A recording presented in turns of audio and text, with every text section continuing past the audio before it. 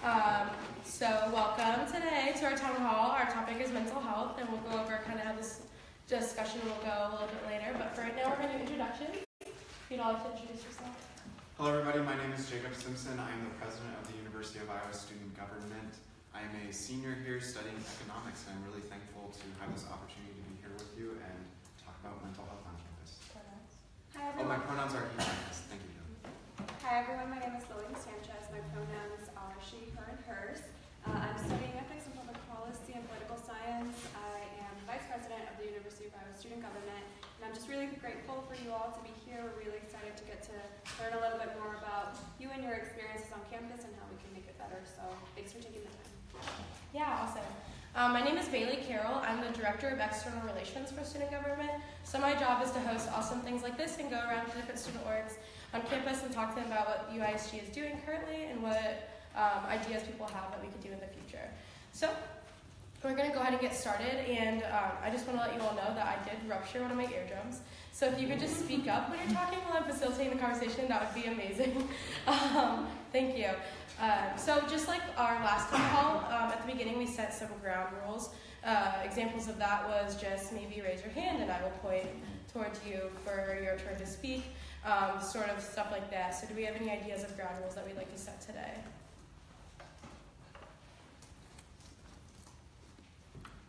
Anyone? Yes, Barry. I always like the ground rule of not to correct each other's stories. That whatever my truth is my truth, and I don't need to necessarily have it corrected. You can certainly share your story, but I don't need to necessarily have mine corrected if it doesn't fit with yours.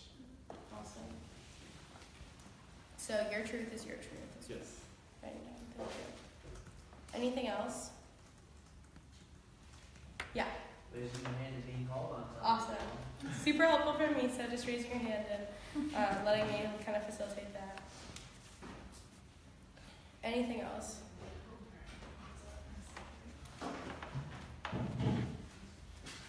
All right, that's totally, yeah. I think just being respectful to the opinions of others and their stories and what they have to offer. Perfect. Being respectful to each other. Sweet. So we're going to go ahead and get this started. The way that this works is it's a time for you, it's your all's time to discuss the things that you want to talk about, ask questions of relevant things that are happening on campus in regards to mental health, and just to voice concerns of maybe issues that you've noticed that you want to see solutions to. So we'll now open up the floor for any sort of questions, comments, concerns, that sort of thing.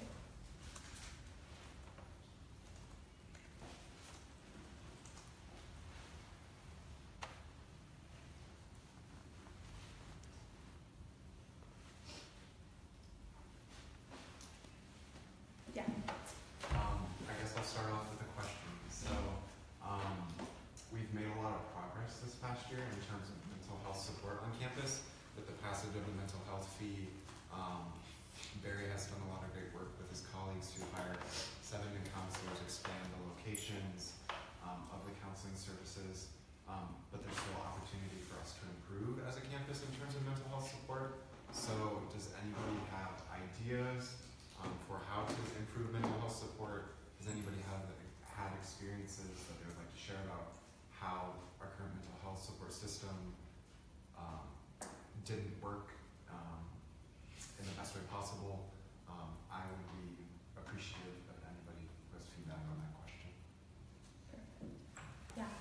Yeah, so I think we have a lot of great systems set up for our first year students and those students that live in dorms, for example, because they have RAs that often look after them and kind of pay attention to signs of, potential mental health issues that may arise. I'm just curious, who kind of checks in on those students that no longer live in dorms? Because they say that it's about 1 in 4 college students have a diagnosable mental health illness, and we know people just aren't getting help. So I'm just curious, how do they even become aware that maybe they don't know that they have a mental health issue? How do we help them become aware of that? Yeah, so the question is kind of how do our students who live off of campus get the help that they need and who's there reaching out to them? So if anyone has an answer to that question, feel free to share, or an idea maybe.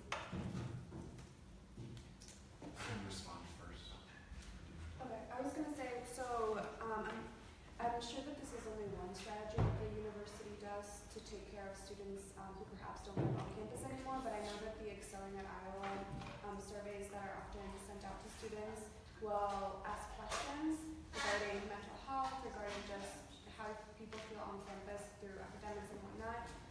And so if there are any questions that a student fills out that may be marked as flagging as maybe perhaps the student needing more assistance with, then Excelling at Iowa will reach out to those students to offer resources so that they know that there are availability there.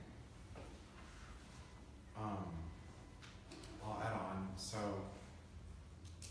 I think your question was one, how do off-campus students receive support, but then also about the frequency of diagnosable mental health issues and how do students become aware that they may have a diagnosable mental health issue. And I think Excelling at Iowa would be a great opportunity for the university to do that because it's very systematic, but then also offering resources and awareness campaigns. But I still think we have room for improvement there. One thing about Excelling at Iowa is currently I think it focuses on first-year students, and so thinking about, so it's good to like proactively identify first-year students that need support, and then they can receive continuous support throughout their time here. But maybe how do we push past that first year into like the second year with this option? I know the survey takes a lot of information technology resources. I think the administration estimated like it took hundreds of thousands of dollars just to like back up the current survey technology and stuff like that. So if an expansion we need to talk about an expansion. And then also another thing we're trying to do is we're creating an off-campus student support website so that students who are living off campus can Google, mental health for off-campus students, I don't know, whatever it may be, and then end up on this website and be connected to like the resources that are existing in university counseling services. But just having a website that's a very passive strategy, and so another thing we're talking about is like, can we create like student ambassadors to like these certain neighborhood communities, and then would they be able to take a more active role in like directing people to resources? Thank you, Lindsay.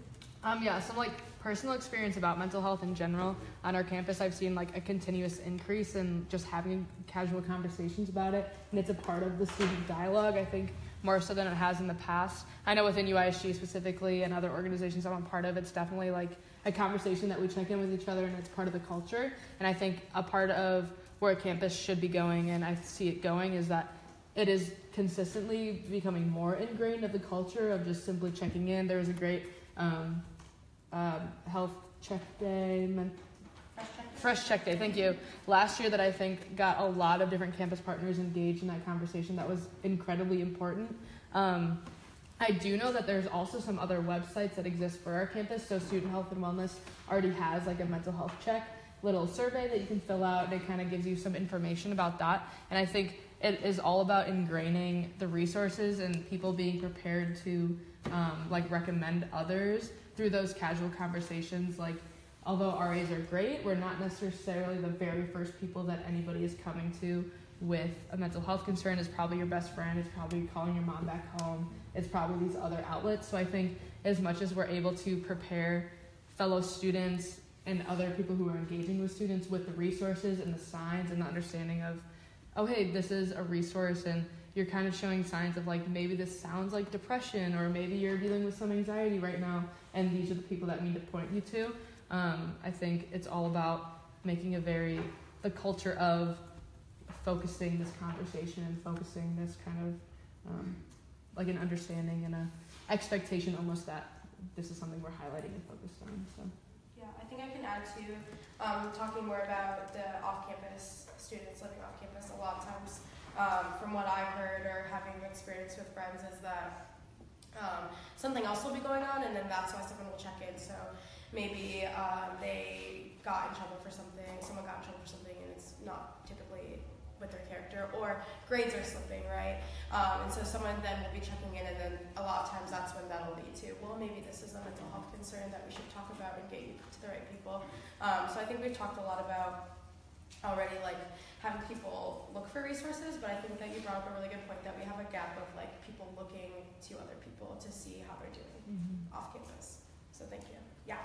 So just like a quick thing that's coming to mind right now, what if we have like student health and wellness maybe send out like every semester or like quarterly some kind of like survey that would maybe direct students to like, oh, like maybe you're struggling, to kind of like put it like in their inbox and give them something to like tangibly do with it.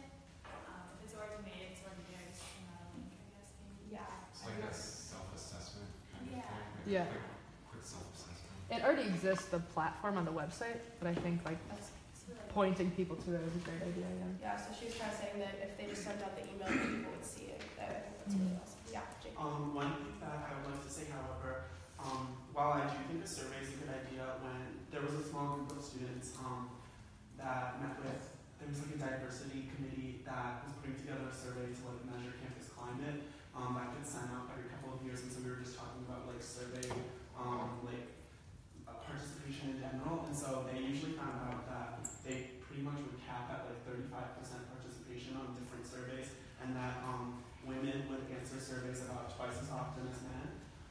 So while I do think surveys are great options, I don't necessarily know if it's the best option because there is low participation. It is certain demographics participate more, and also there can be sort of I guess when you're taking a survey, you don't want to sound like you're struggling, so people maybe will tend to respond in ways that aren't necessarily like true to how they are experiencing like life themselves. So I guess that's one thing. Like, I do think the survey would help, but I don't necessarily know if that's the best option or if that's like the only option that we should go about. Yeah, I think those, if I can respond, those are like some really great points, and I think some context also with this survey, it's not so much in like data gathering, it's simply a tool for individuals to use to check in with their own mental health. So it's like, are these different symptoms that you're feeling? And it kind of puts you in a category of like, you might be feeling this way, or this might be a thing that you're experiencing, and then there's resources. It's like a BuzzFeed. Yes. Yeah, basically. Oh, sorry. Sure, mine's in addition quick to what we're talking about. I want to echo what Lindsay's saying in terms of we wouldn't be collecting feedback, so that's a little bit different. Also, sorry, I can't make eye contact with that when I go weird, so I'm going to stand. But looking at things that have been popular in terms of surveys, so how many people have taken one of those random BuzzFeed surveys to avoid doing homework, right? A lot of people. And so anyone can make surveys on BuzzFeed, so instead of doing the typical Qualtrics, if we go for something like BuzzFeed maybe, and it's like, how much self-care have you practiced this like midterm season? You know, something more in terms of like comedic, lighthearted, but then also gathering students and being like, oh, you are as stressed as like, I don't know, whatever joking thing we were going to do. But also let's take it seriously, and here are the resources that you can be using. So it would engage students in a more like, oh, this is just fun, like what score did you get on like your self-care scale or something, but then also still redirecting those students to something that is important, and the resources that they can use might be a different way to do that.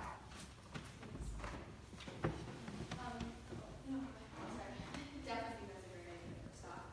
Second, we were talking about how the other thing you mentioned a lot of the time is the friends who kind of notice, and they're like, hey, like checking in on you, and with the assessment, like checking in on yourself, like, oh, these might be symptoms.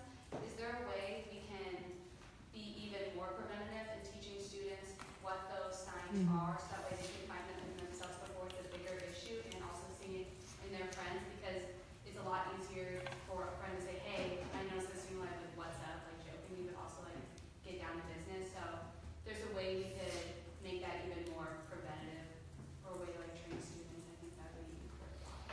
Yeah, like being more proactive versus reactive. Did you? That was actually weirdly very similar to that. I was going to say. Piggybacking off of what you said, this is more just like general information. I think we do need to move more on that proactive approach for like developing peer skills to like identify mental health concerns with friends. And one of the things student government just established is a student leader training center program. So you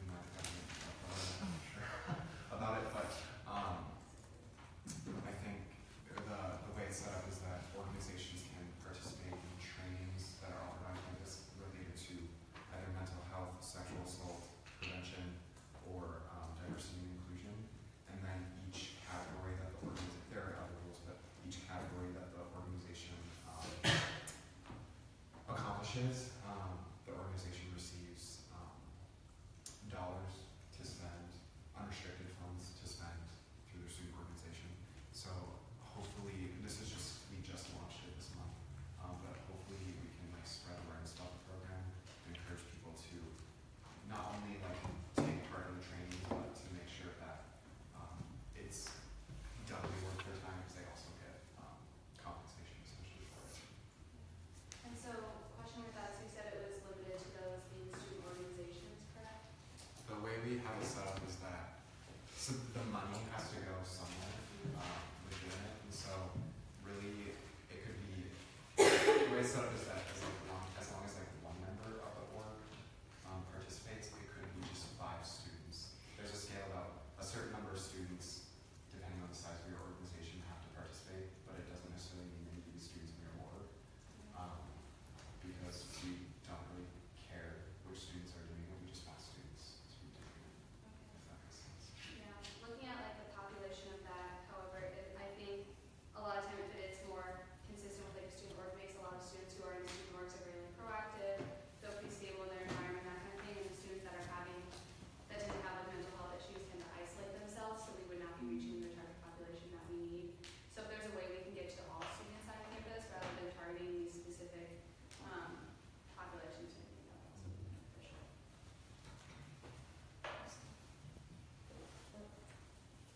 You go. One thing I do want to talk about the student incentive or student leadership or training incentive program. One of the big things that student leaders go through a lot is student leader burnout, which just happens when you're just kind of spread yourself too thin with all your activities on top of schoolwork and work. That we're seeing a lot more recently. But then also training these student leaders in a way that also helps them recognize when they're members or when other students that they know, friends, are also going through these potentially problematic times. So if they do start to isolate themselves, we are able to see that, or we are able to recognize that more quickly and help intervene.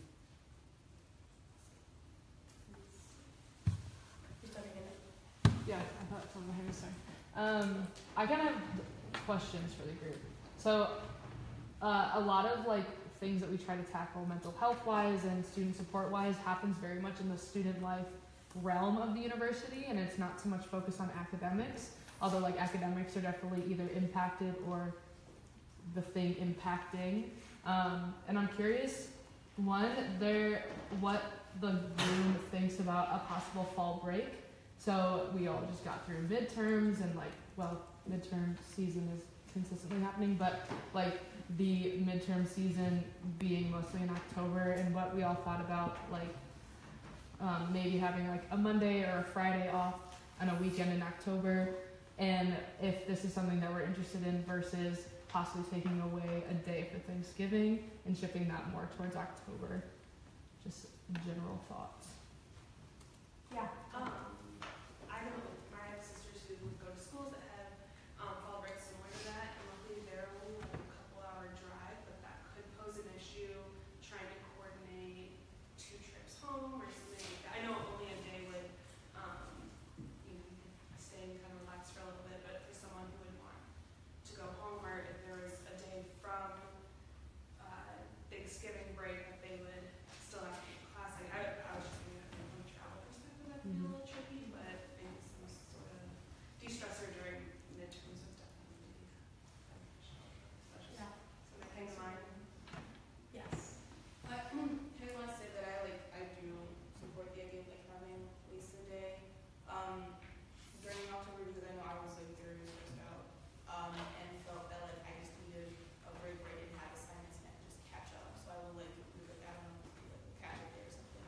So I do agree with that would be a good idea. Thank you.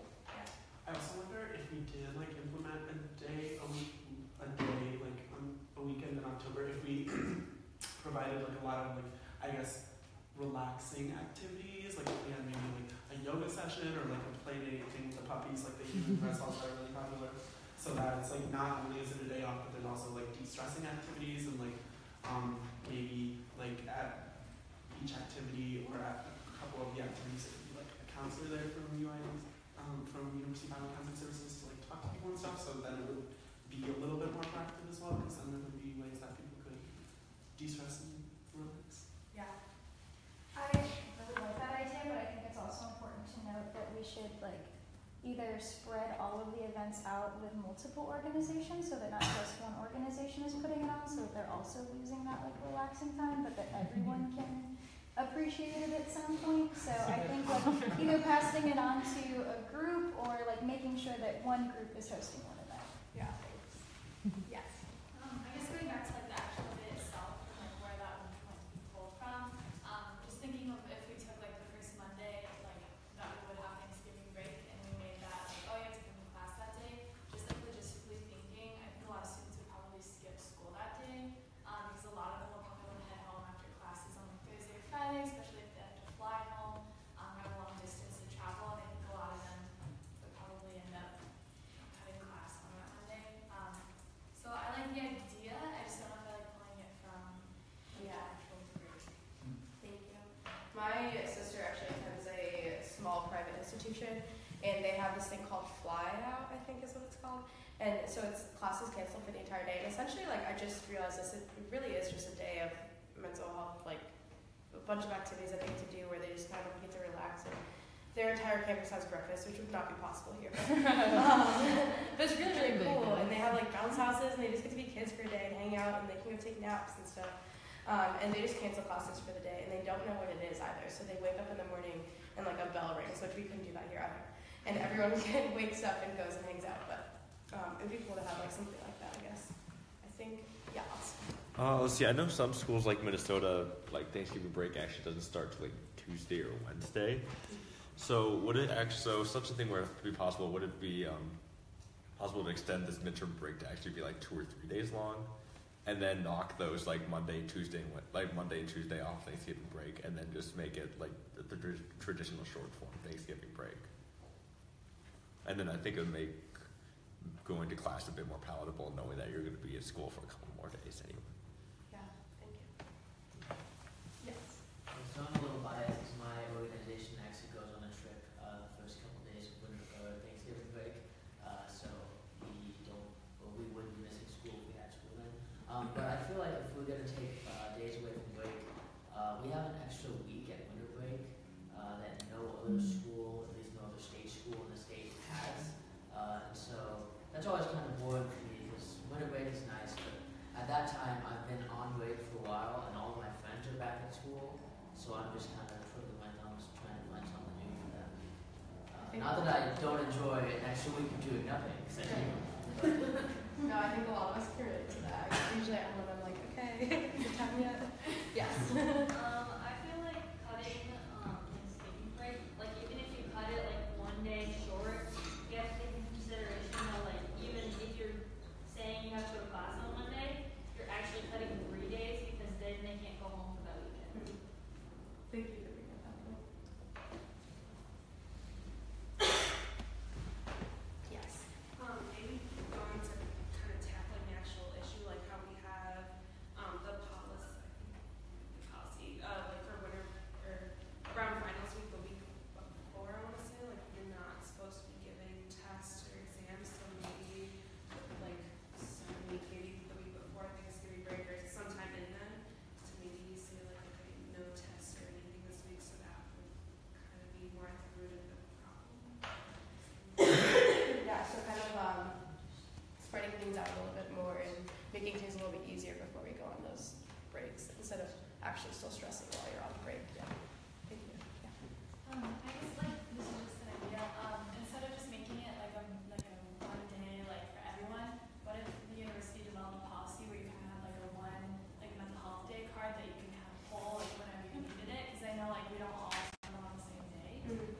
So then you know you like emailing professors and saying, hey, like I'm really stressed out, I'm not doing well, I just need a day to myself, and like you want to get penalized, and to just be like even if you have a quiz that day, like sometimes like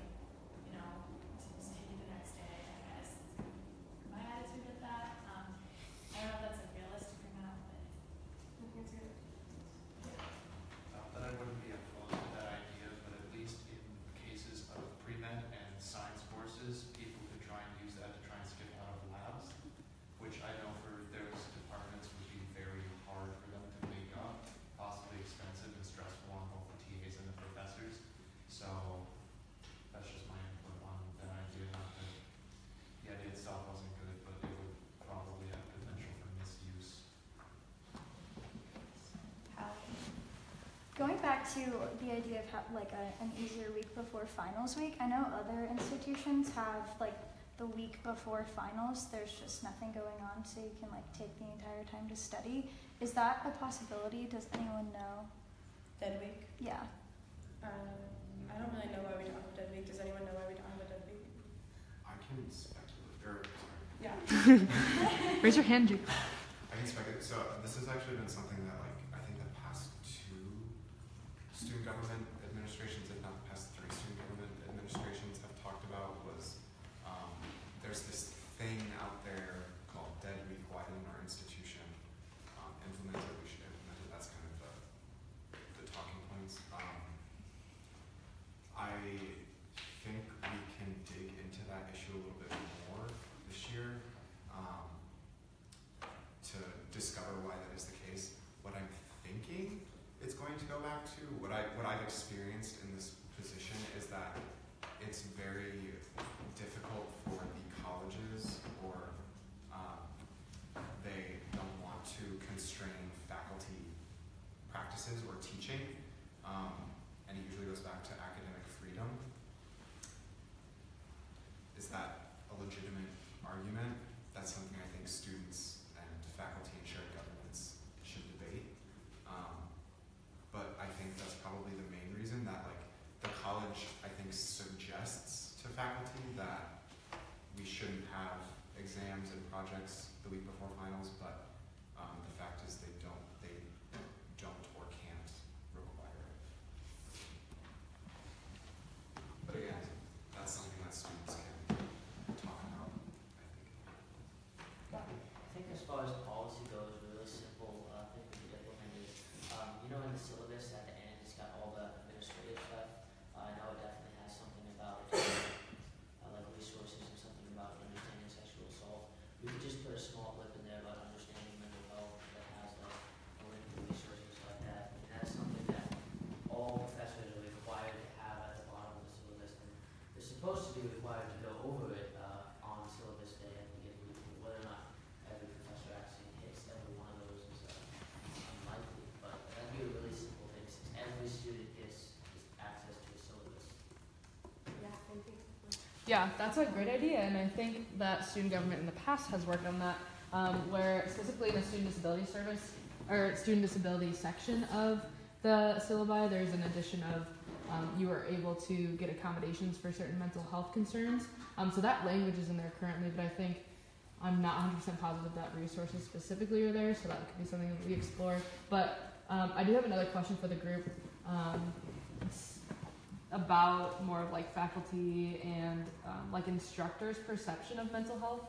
I mentioned before, sometimes the class is the instigator of different mental health reactions and things of that sort. And I'm curious, what have been the experiences in the classroom of possible some instructor perceptions, or the way that instructors handle different concerns like that, or different conversations. I'm thinking back in class today. I have an exam on Wednesday, and today we had a review session, and people were very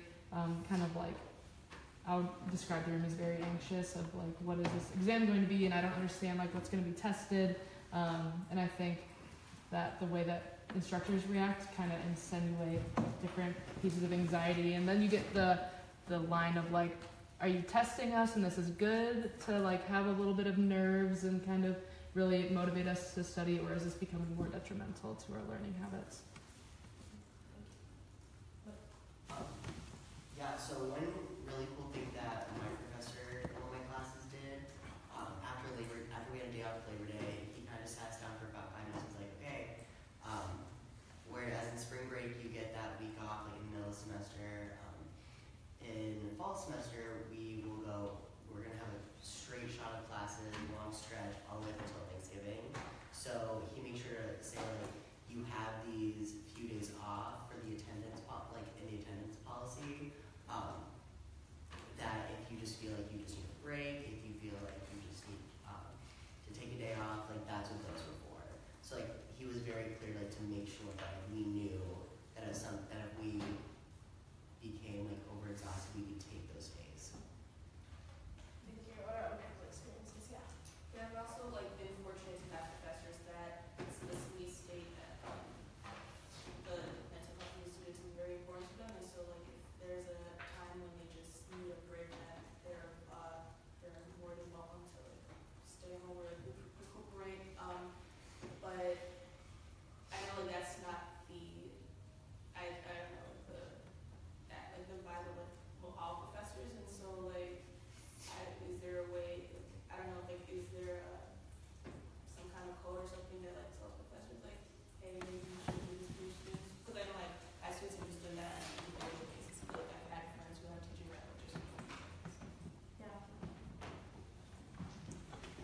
So in some of my classes, there like participation is required. In fact, like professors will use like clicker questions, or will use turning point to like check that the students are coming to class.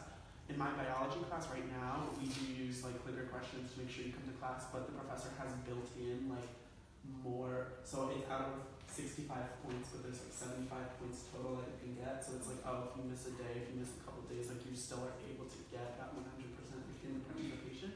So I'm wondering if, yeah, there's anything you can do in like professors that are going to like require attendance, if there's any way that they can sort of like build in more points than they're actually going to like consider for a grade, so that way if a student does need to take a break or just isn't feeling up to going to class, that they can do that without like seeing it negatively impact their grade.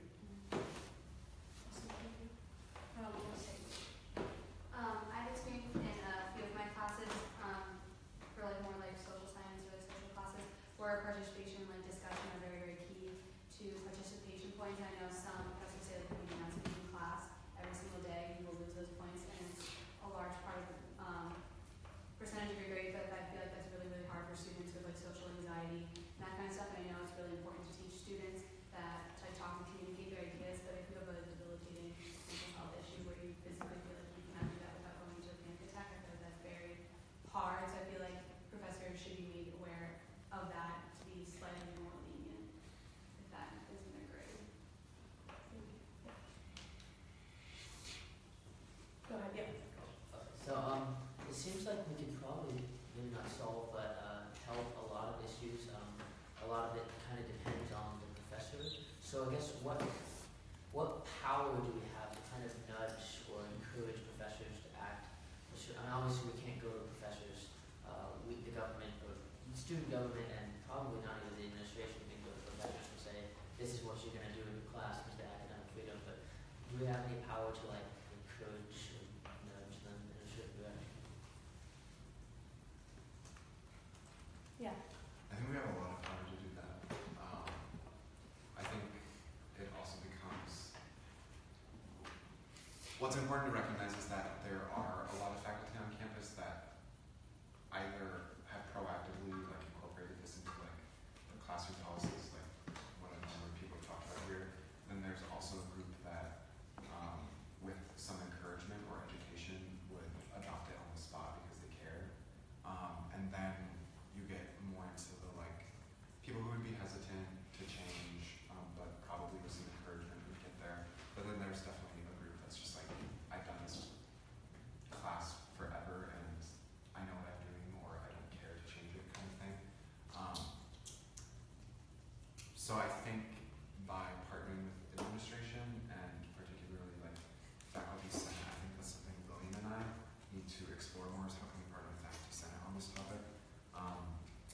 Of spreading awareness about like how different classroom policies can impact mental health, and how like it's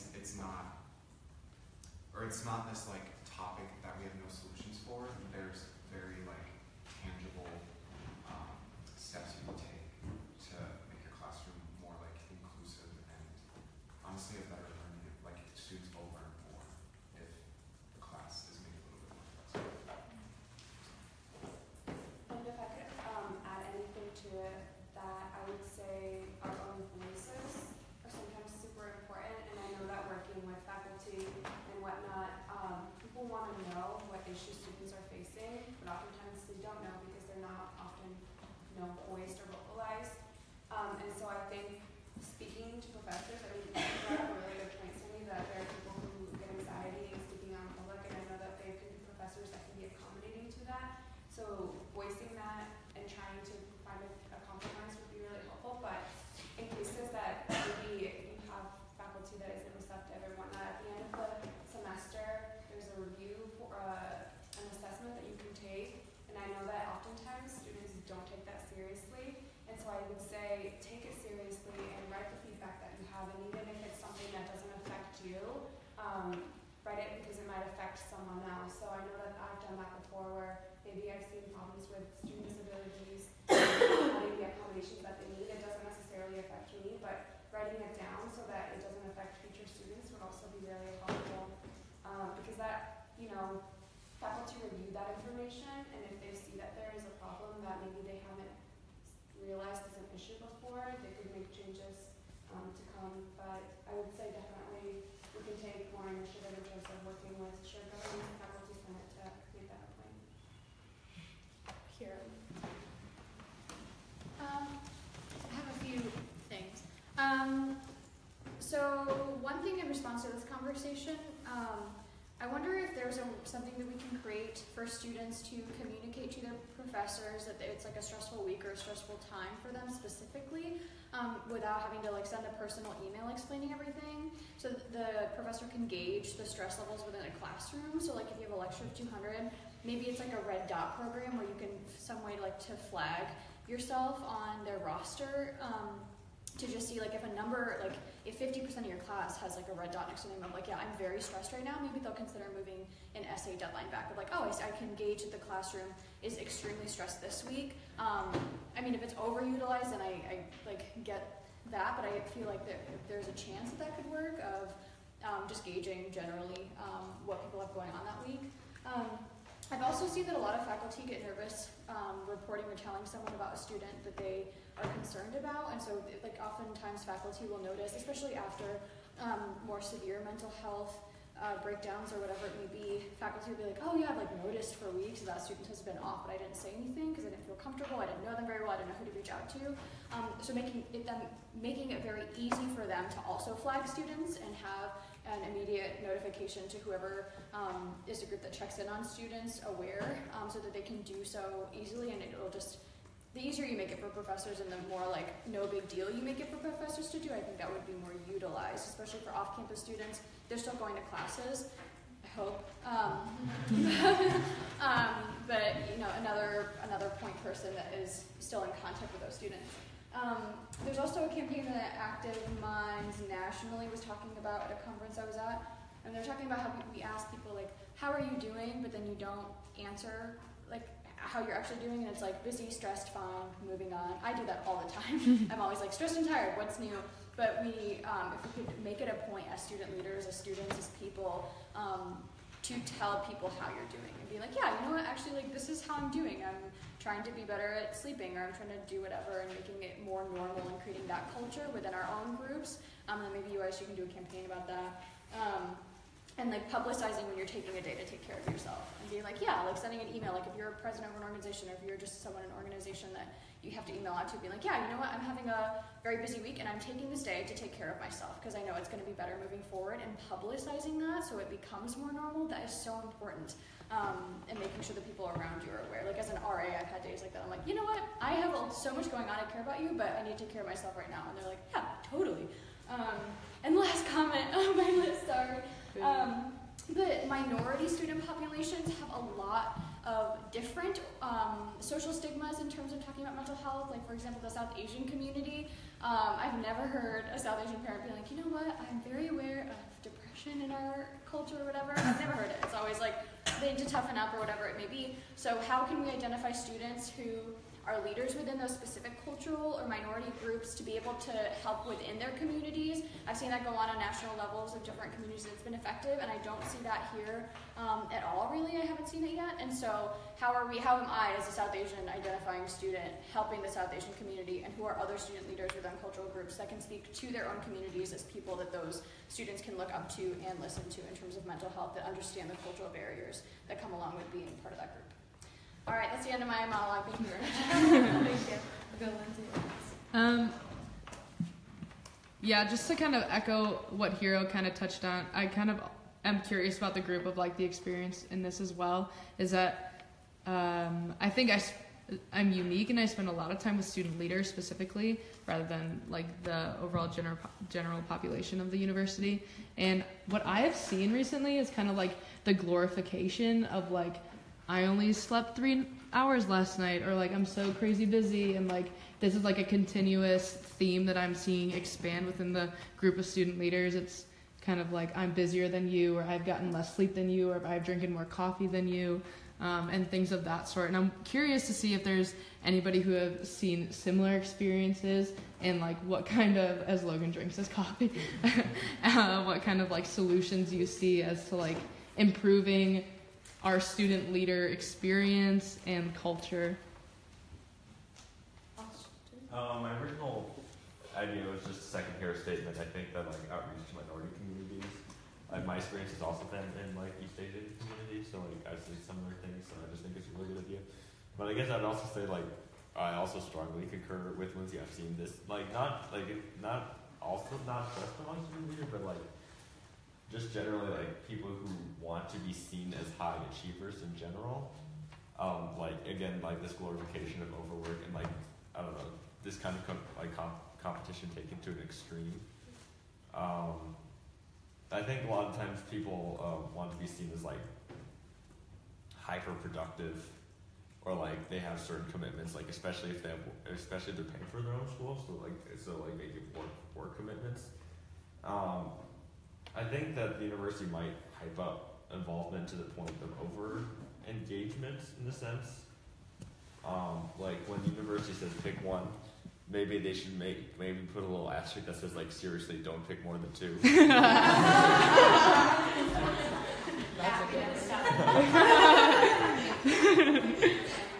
amazing. So but telling kids, I guess telling students to maybe to be realistic, that saying hey, don't forget to schedule in how much time it takes to walk to class, or that kind of thing. So just being realistic, how often obligations are going to take you, and saying at the end of the day, if you have to make some cuts first, class is the last thing you should be cutting, because that's why you're here.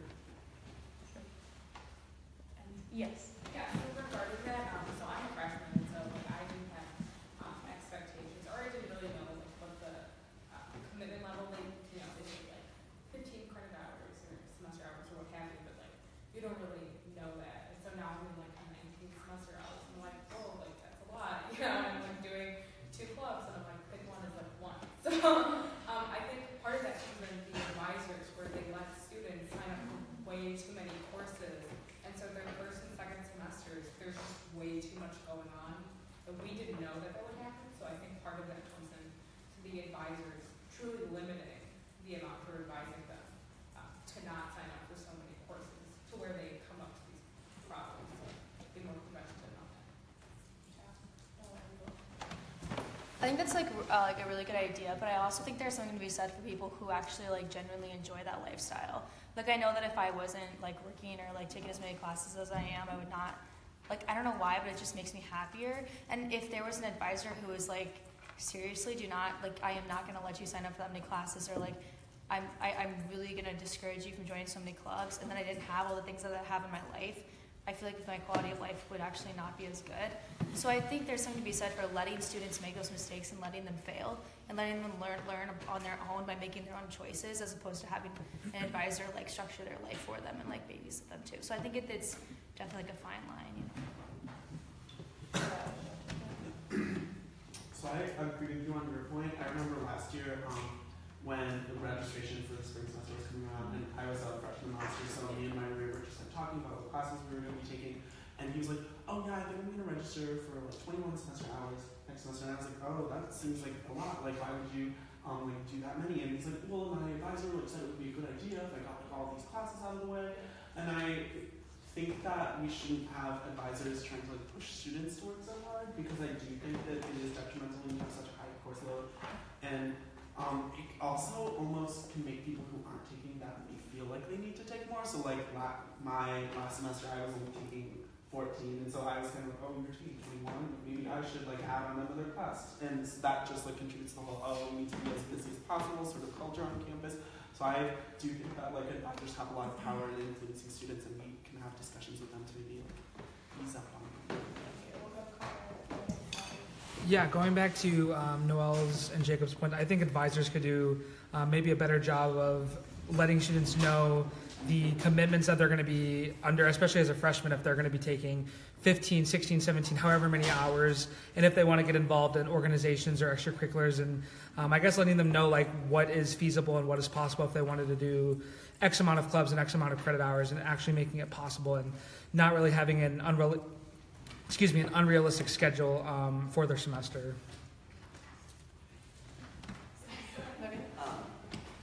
One thing that, while I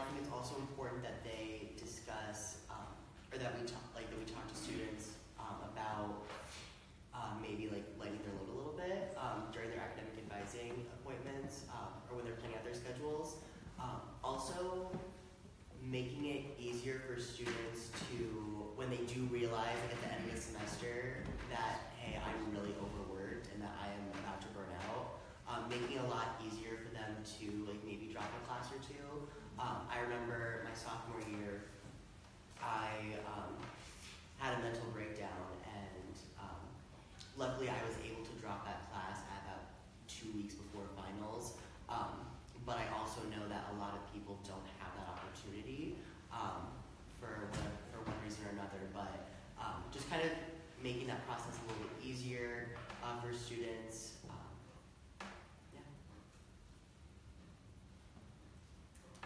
Yeah, just like a quick little thing that I was thinking of as we were talking about this. Maybe during like the Excelling at Iowa, maybe they put like some kind of pie chart, and you have like students select how many hours they want to take, and like in that pie chart it takes away like how much time that's going to require, and then how much time do you want to put into a student org, and like take that away, and how much socializing, and how much sleep do you want, to kind of show them realistically like how many hours you have in a week, and like what you're setting yourself up for, so that way they kind of have more of like an actual tangible, like this is what my life is going to look like, instead of thinking that they are superhumans and can do it all. Yeah. I just want to give the 10-minute warning, so you're all right. So go here. Yeah, I just wanted to echo what was said about like dropping classes, because I am like someone was saying before that some people genuinely do like being busy, and I don't want the advisors to like dissuade those students from pursuing that. But then and like I would really students do like need to learn how to like being in college is just basically learning how to manage your time. So if you figure out that 19 credit hours are for you, that's a part of the learning process that I just can't do management. And so I think making it easier for students to drop classes, because I know freshman year, second semester, I had French and I was like, I can't do this, and I dropped it. But I felt like weird because I've never dropped a class before, and I felt almost like a failure. But letting students know, like having an academic atmosphere lets you know just because you drop the classes and you're a failure. Like that's a part of the learning process, learning that 19 is easy from here, 19 is exactly what you need. So so that the advisors don't have the burden of having to decide what students do, allow the students to drop classes. I think that would, Thank you. I want to echo a lot of what she just said. I don't think advisors should have the responsibility of discouraging students from taking an excess amount of semester hours. I know advisors have flags for students that receive their midterm reports and they're not doing very well. They should check on these students that maybe are failing classes. I don't know if this happens already, but another great thing would be for advisors to have flags on students that are taking an above average amount of semester hours, making sure, not discouraging them from taking those classes, because obviously if they're in these classes, they want to take them, they want to get these classes done. But maybe letting them know all their options for dealing with more like a higher workload, their options for mental health resources, and then letting them know, hey, if you get to midterms and this is too much work for you, you have these options for dropping the class. You can drop it, by this state, you can get a W by this state, or you can drop down a level and maybe take an easier class. I think it's really important for advisors to let their students, especially with a higher workload, know these sort of things.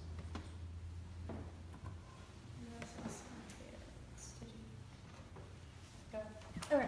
I also think that we don't necessarily recognize advisors who give or who talk about advisor who always takes my mental health first, and I think it's important to somehow create a recognition program for people who are taking that into consideration.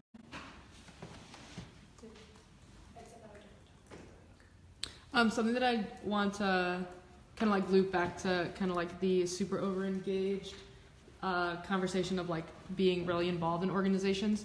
There's a million things to do on this campus, and a lot of times once you get plugged into one, there's a whole nother world that opens up of even more things to do. So there's a lot of marketing to the same group of students that are already engaged and already motivated, that really have a hard time saying no, guilty, and things of that.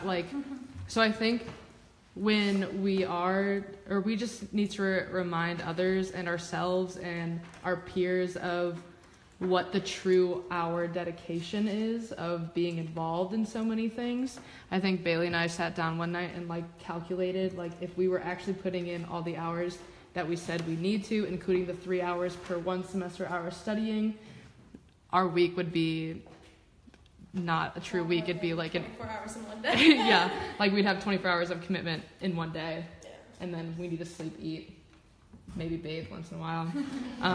So I think the conversation is important of academic requirements and things of that, but also we need to be very transparent of student involvement requirements. I know sometimes we have an unhealthy culture in UISG where it's just like work as much as you can to be as productive as possible because we have a year in these positions. Let's make sure it all happens. But it's also like, how many hours are you literally putting into this where you also are still like having a life to live? So, but it's a really hard conversation to have because like we're student leaders in this room trying to tackle campus issues while we're also experiencing all these like time commitments and requirements, and I'm still trying to have my mental health on track while I'm trying to tackle the entire campus's mental health. Like, yeah, I think we can all pitch into the solution. So I know that we talked a lot about students looking out for students, faculty looking out for students, and even advisors looking out for students. I'm curious to hear your thoughts on how well educated you think your family members or parents or guardians are, if you are able to have those conversations with them, if you think the university can do a better job at allowing them to understand what it is to be a college student and what it is to have student leader burnout. And also, I guess just in general, do you all feel like this is a topic of conversation that even exists at the university? I feel like maybe in orientation you should talk about, like in the parent section, maybe talk about like, hey, your kid's gonna feel sad, but the freshmen assignments are a little bit different. Like, I mean, it's a different level of sadness. And I don't know, I mean, I wasn't in the parent section, so I couldn't tell you what they talked about, but I don't think it was really talked about. And I think that we should probably talk to our parents more about that.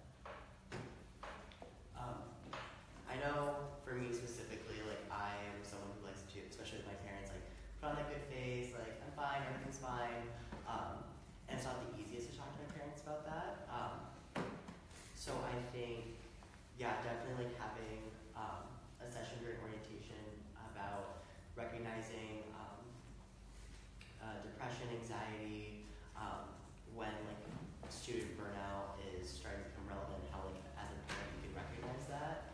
I think that'd be really useful to have, because if you have students who aren't willing to have the conversation and you don't have parents who know how to have the conversation, it's just going to fester into something way worse. So really teaching parents to like recognize those, even if the child won't take that first step in talking about it. I think as well as educating is like the benefits of like getting help.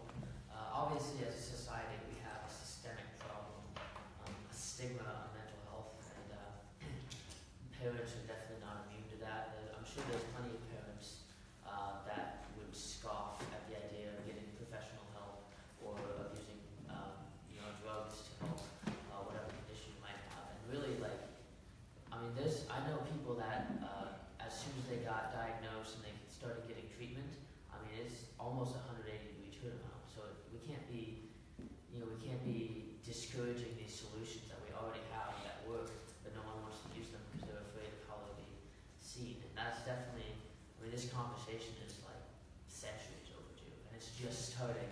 Obviously, we can't change the national level, but national change starts at the local level. So starting right here, I mean, we've only begun. Yeah, I think it's interesting about that too because if any of you happen to attend the city council forum last week, a lot of them talked about mental health, which is really cool to see. So, yeah, awesome. We have about 2 minutes left if we just want to wrap up. Thoughts, ideas, action items that we're excited to get started on. Yeah. If anyone has any quick advice or feedback on services that the university offers right now, whether it's like Medi-Cal services, any of that, we'd be open to that. Online appointments scheduled online from UCS instead of having a call from the social media. Yeah. I never went on a college tour or any of that, and I don't remember what happened at orientation. But do we show them our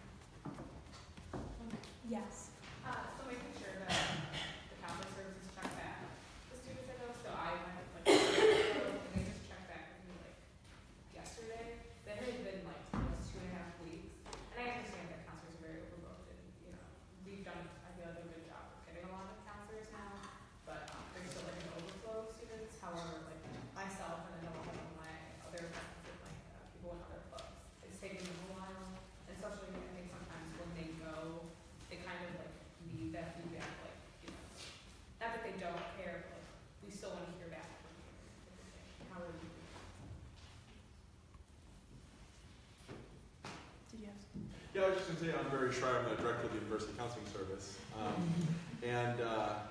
You know, our biggest thing that we can do is culture change, which you spoke about sort of at the beginning of the hour, which is just beginning to shift the culture at every level, which is the student voice, which is just glorious to hear you all talking about this. There was a time when no one talked about this, and it wasn't all that long ago. To messaging parents early, you know, at their very beginning, like imbuing them into the culture of the university by messaging them early about these things, and talking to staff and faculty who often are sort of the first line people who are going to notice something's not right, or encouraging the student voice to also recognize and intervene. So I just have to say thank you. There was a time when the counseling service was the hammer for every nail, which was a big failure model. And now it is much more imbued into the culture of like, we all hold this. And it's not just mental illness, but it's, are you sleeping, are you eating, are you exercising, this larger wellness model that we're starting to pursue. And so I'm just grateful to be sitting in the room with all of you, and I'm grateful for your message, because I think this is the thing that's going to continue to move us along. So thank you for that. Thanks for holding this forum. This is what makes the difference. Thank you so much. Yep. So 2 things to wrap up really quick. Again, thank you so much for coming out and having this conversation. We hope to take forward a lot of your ideas and advocate for them and try and seek solutions as soon as we can. I want to thank Barry for taking the time out of his day to be here. This is his job, and this is stuff that he's going to take back and ensure that services are a lot better off. So thank you. You're welcome. And then last but not least, in case we have any questions about anything that you had, or ways that we can reach out to you all about incoming town halls or just updates about general initiatives that we're working on, we'd really appreciate if you could give us your information and sign in, hopefully up here with Hallie or with one of us.